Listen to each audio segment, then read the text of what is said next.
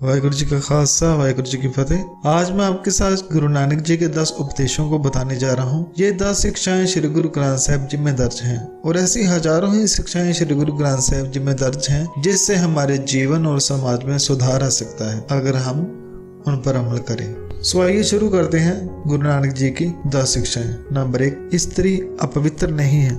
गुरु नानक जी ने समझाया कि औरत को बुरा मत कहो, ये तो वो है जिसने राजे महाराजों को जन्म दिया। गुरु जी फरमाते हैं, 100 क्यों मंदा आखी है जित जन्म है राजान। और भी बहुत सारे भ्रम जो औरत को नीचा या पवित्र साबित करने के लिए बनाए, उन सब का गुरु जी ने विरोध किया। जैसे जब औरत को महामारी आती है तो मंदिर में जाने से उसे रोका जाता है, या जब औरत बच्चे को जन्म देती है तो उस वक्त भी औरत और घर को अपवित्र माना जाता है। कहते हैं कि घर अशुद्ध हो गया। और जो भ्रम सदियों से चला आ रहा है, और ऐसा भ्रम भी है कि इसे शुद्ध करने में समय लगता है। जैसे कि उनके शास्त्रों में लिखा है, जो अपवित्रता है इसे संस्कृत में कहते हैं सूतक। सो ये अपवित्रता उनके कहने के अनुसार ब्राह्मण के घर में 11 दिन रहती है, क्षत्रिय के घर में 13 दिन, वैश्य के घर में 17 दिन और शूद्र के घर में 30 दिन। सो इन सब भ्रमों को गुरुजी ने तोड़ा और कहा कि धर्म के नाम पर पवित्र अपवित्र का ढोंग करके लोगों को फंसाना बंद करो।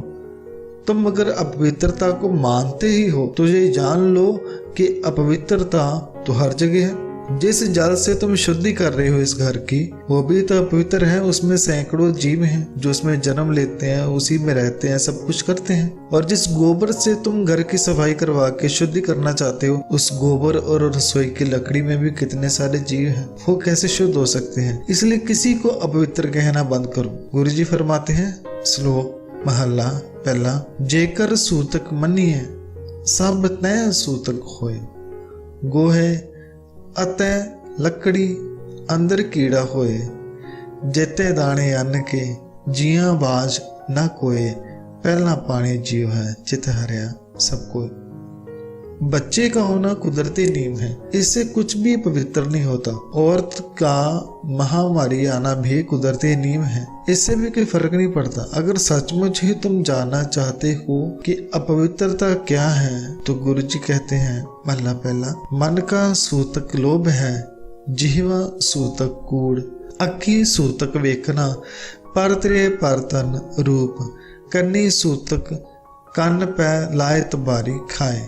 मन का सूतक यानी अपवित्रता है लोभ, जुबान की पवित्रता है झूठ, आंखों का सूतक है पराई औरत को देखना, और कानों की पवित्रता है निंदा चुगली सुननी।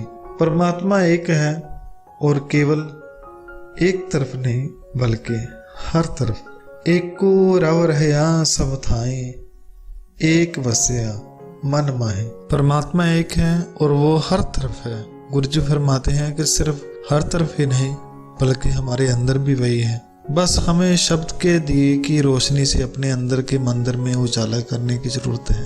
परमात्मा को पाने के लिए कोई तप नहीं चाहिए, किसी तरह का शरीर को कष्ट देने की जरूरत नहीं, ना ही शरीर पर भस्म आदि लगाने की जरूरत है, और ना ही नंगे रहकर उसको पाने की, और ना कानों को फाड़ उनमें मुंदराई डालने की। गुरु जी फरमाते हैं कि जोगी भोगी कापड़ी क्या पवै दिसंतर, गुर का शब्द नची नहीं तत्सार निरंतर। जोगी और कुछ ऐसे लोग जो फटे पुराने कपड़े पहनकर पूरे देश में घूमते हैं और लोगों को दिखाते हैं कि मैंने उस परमात्मा को पा लिया है। गुरु जी फरमाते हैं कि है जोगी, बाहर खोजने से वो नहीं मिलता, बाहर खोजने से परमात्मा नहीं मिलता, वो तो तेरे अंदर है, तू अंदर खोजता ही नहीं। जीवन की असल सच्चाई तेरे अंतर उसको पहचानने में है, मगर अफसोस कि तू उसको पहचानता ही नहीं है। इस शब्द के 4 बंद मैं और आपको सुनाऊंगा और वो इस तरह हैं, पंडित पांदे जोएसी नित पढ़े पुराना, अंतर वस्त न जानहि कट ब्रह्म लुकाना। और उनके जैसे कुछ और लोग भी हैं जिसके बारे में गुरु जी बता रहे हैं कि ये पंडित ज्योतिषी और पांडे भी इसी राह पर चल रहे हैं। वो पुराण आदि तो पढ़ते हैं, ज्योतिष आदि की पुस्तकें भी पढ़ते हैं, मगर जो दिल में छुपा है उसे पहचानते ही नहीं, उससे तो बेखबर है।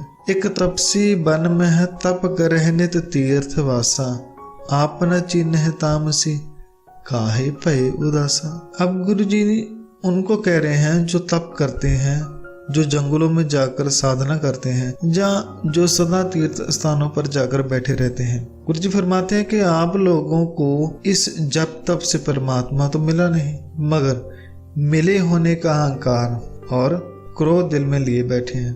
अगर अपने अंतरात्मा को तुम लोगों ने खोजा होता तो वो तुमको मिल गया होता, लेकिन उसको तो आपने खोजा ही नहीं, तो ये त्यागी बनने का कोई लाभ नहीं। इसलिए लोगों के साथ और अपने आप के साथ ढोंग न करें और सच्चाई को पहचाने, अपने अंदर को खोजें। एक बिंद जतन कर राख दे से जते कहावह, बिन गुर शब्द न छूट ही परम आवे जावे। गुरु जी उन लोगों की बात भी कर रहे हैं जो शादी नहीं करते, जिसे जाति कहा जाता है। गुरु जी फरमाते हैं कि ऐसा करने से भी मन को शांति नहीं मिलती। गुरु जी समझाते हैं कि गुरु के शब्द के बिना जी जो सब ऊपर बताया वो छूटता नहीं है। और आखिरी पंक्ति जो मैं शेयर करने जा रहा हूँ उसमें गुरुजी ने बताया कि कुछ भी ऐसा करने की जरूरत नहीं जिससे शरीर को कष्ट देना पड़े, जबकि वेशभूषा बनाने पड़े। आप अपने घर में रहकर, अपने बीवी बच्चों के साथ रहकर गुरु की वाणी से अपने अंदर के परमात्मा को पा सकते हैं, अपने अंतर का परम आनंद हासिल कर सकते हैं। गुरु जी फरमाते हैं कि एक गिरही सेवक साधिका गुरमति लागे, नाम दान स्नान दृढ़ हर भगत से जागे। गुरु जी फरमाते हैं कि एक तो वो हैं जो साधु, जति, जोगी, पांडे आदि जो भी पाखंड के रूप में ये रूप धारण करते हैं, और दूसरे ये लोग जो घर में रहते हैं, गृहस्थ जीवन अपनाते हैं, घर में रहकर सेवा और साधना करते हैं, गुरु के बताए हुए मार्ग पर चलते हैं। वो खुद भी नाम जपते हैं और औरों को भी प्रेरित करते हैं। गुरु जी फरमाते हैं कि हमें गृहस्थ में रहकर ही इस आनंद को हासिल करना है। गुरु जी फरमाते हैं कि ये लोग गुरु के ज्ञान से अपने अंदर के स्वभाव को पवित्र कर लेते हैं, भाव कोई भी बुरा ख्याल नहीं आता। सो संगत जी, हमें हर तरह का ढोंग से गुरु जी ने निकाल कर सादा जीवन जीने के लिए प्रेरित किया है। परमात्मा की आरती करने की जरूरत नहीं है, क्योंकि उसकी आरती तो हर वक्त हो रही है, हमें तो बस उसमें शामिल होना है। गुरु जी ने समझाया कि मूर्तों के आगे, धार्मिक ग्रंथों के आगे थाली ले जाकर आरती करना और कहना कि हम परमात्मा की आरती कर रहे हैं, ये सही नहीं है, क्योंकि उसकी आरती तो हर वक्त चल ही रही है। ये चांद सितारे सारे उसके चक्कर लगा रहे हैं और हर वक्त उसका गुणगान कर रहे हैं। कैसी खूबसूरत आरती है। राग तनासरी महला पहला। गगन में ताल रव चंद दीपक बने, तारिका मंडल जनक मोती, तूप मल आन लो पवन चवरों करे, सगल बन राय फुलंत ज्योति। कैसी आरती हुई अवखंडना तेरी आरती, अनहता शब्द बाजंत पेरी रहा। कैसी खूबसूरत आरती हो रही।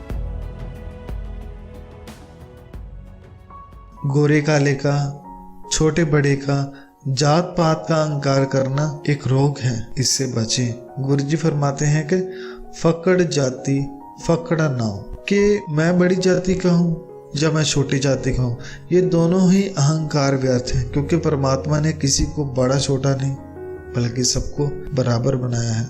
इसलिए अगर किसी से कुछ पूछना ही है तो उसकी जात नहीं पूछें, बल्कि उसके परमात्मा की जोत के बारे में पूछें, उससे कैसे मिला जाए ये पूछें। छोड़ो जात पात। गुरु जी फरमाते हैं, जानो हो जोत ना पूछो जाति, आगे जात ना है। अगर तुमने किसी को जात पात बनाना ही है तो सच को अपनी जात बनाओ, परमात्मा को अपनी जात बनाओ, अच्छे कर्मों को अपनी जात बनाओ। गुरु जी फरमाते हैं कि हमारी जात पात सच ना हो। और एक जगह और गुरु जी फरमाते हैं कि तुम जैसे कर्म करते हो तुम्हारी वैसी ही जात बन जाती है। सा जात सा पत है जे कर्म कमाए। सबको अपना समझे, यहाँ कोई भी पराया नहीं है। हम लोगों को या तो उनकी जुबान के जरिए बांटते हैं, या पहनने खाने के ढंग से, या जात धर्म के आधार पर, या देशों के आधार पर, मगर गुरुजी फरमाते हैं कि सब दीवारें गिराकर सब में उस परमात्मा को देखें, फिर तुम्हें सबके अंदर वही परमात्मा राम अल्लाह नजर आएगा, फिर कोई भी बुरा नहीं नजर आएगा। गुरुजी फरमाते हैं कि बुरा भला कहो किसनों कहिए, जिससे ब्रह्म गुरमुख सच लहिए। किसको बुरा कहो किसको भला, सब में तो परमात्मा बसा हुआ है। मगर ये सच भी इंसान तभी समझ पाता है जब वो गुरु की शरण में आता है। गुरु जी ने तो यहाँ तक फरमा दिया कि ना हम चंगे आखिए हैं, बुरा न दिसे कोई, अपना काम ईमानदारी से करे और कभी भी रिश्वत ना ले। रिश्वत को पंजाबी में वड्डी भी कहते हैं। गुरु जी फरमाते हैं कि लेके वड्डी दीन उगाहे दुर्मत का गलफाहा है। जो लोग रिश्वत लेते हैं या रिश्वत लेकर किसी काम को बिगाड़ देते हैं या झूठी गवाही देते हैं, तो गुरुजी फरमाते हैं कि वो जानते ही नहीं कि उनके गले में ये रिश्वत एक बुरी आदत की एक ऐसी रस्सी पड़ी हुई है जो धीरे धीरे उसके अंदर के इंसान को खत्म करती जा रही है। सो इससे बचे, हक की कमाई करो और उसमें से कुछ लोगों में भी बांटो।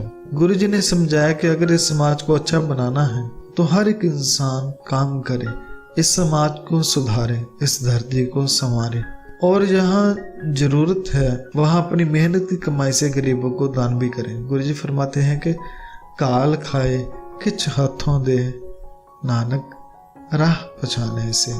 जो मेहनत करके खाता है और उसमें से कुछ बांटता भी है, गुरुजी फरमाते हैं कि उसने ही जीवन के सही राह को पहचाना है। जितना जरूरी है उतना ही खाओ और पाओ। ये जरूरी नहीं कि आपके पास पैसा है तो आप हर रोज कुछ ना कुछ नया लें और उसमें से आधा फेंक दे, नया पहने और पुराना फेंक दे। हम हर रोज कुदरत के साथ खिलवाड़ कर रहे हैं। हम जो भी खाते पीते पहनते हैं ये सब हमें कुदरत देती है, उसको बिगाड़ने का हक हमें नहीं है। कभी भी पैसे का दुरुपयोग ना करें। सो जहाँ गुरुजी खाने और पहनने के बारे में फरमाते हैं कि खाना वही खाओ जो सेहत के लिए जरूरी है और उतना ही खाओ जितना शरीर को चाहिए। बाबा होर खाना खुशी खुआर, जित खादे तन पीड़ी है, मन में है चले विकार रहो। गुरुजी फरमाते हैं कि वो खाना नहीं खाओ जिससे शरीर बीमार हो जाए और ऐसा खाना भी नहीं खाओ जिससे मन में बुरे विचार आए। गुरुजी फरमाते हैं कि ऐसे कपड़े पहनना भी सही नहीं जिससे पहनने से पूरा दिन शरीर उसमें दुखी रहे और ऐसा पहनना भी सही नहीं जिसको देखकर मन में बुरे ख्याल आए। बाबा और पहनन खुशी खुआर, जित पहन दे तन पीड़ी है, मन में चले विकार रहो। अच्छे या बुरे वक्त के बारे में सिर्फ परमात्मा ही जानता है। रामकली महला पहला। साहा गणे न करे विचार। गुरु नानक जी की ये शिक्षा ज्योतिषियों के लिए है। गुरु जी फरमाते हैं कि साहा गणे भाव कि हे शुभ दिनों को ढूंढने वाले, तो लोगों को उनके जन्म विवाह आदि तिथियों का शुभ मुहूर्त के विचार विमर्श करता है, मगर जो करने वाली विचार है वो तो तू करता ही नहीं। कौन सी विचार? साहे ऊपर एक अंगार। हे ज्योतिषी, शुभ दिन बनाने वाला या शुभ दिन ना बनाने वाला तो केवल एक परमात्मा ही है। एक वही है जो तब भी था जब हम नहीं थे और तब भी रहेगा जब हम नहीं रहेंगे। मगर ये तो वही जान सकते हैं जो गुरु की शरण में जाते हैं। जिस गुरु मिले सोई विद जाने, गुरु मत होए ता हुक्म पशान। जो गुरु से मिल जाता है, जो गुरु को पा लेता है, वही जानता है कि शुभ और अशुभ दिन क्या होता है, कैसे बनते हैं। सो इसलिए उस परमात्मा की शरण में रहें जो शुभ और अशुभ को जानता है। गुरु जी हमको सीधा भगवान से जोड़ते हैं और बगैर किसी तप हट या कोई शरीरिक कष्ट के बगैर। दोस्तों, हम गुरु जी की शिक्षाओं को अपने मन में बसाएं और जब हमारा जीवन बदलेगा तो हमें देखकर औरों को भी अच्छा बनने की चाह जागेगी। मैं यहीं पे समाप्ति करता हूँ। बोलते हुए बहुत सारी खामियां रह गई होंगी, उनके लिए मैं क्षमा चाहता हूँ। वाहिगुरु जी का खालसा, वाहिगुरु जी की फतेह।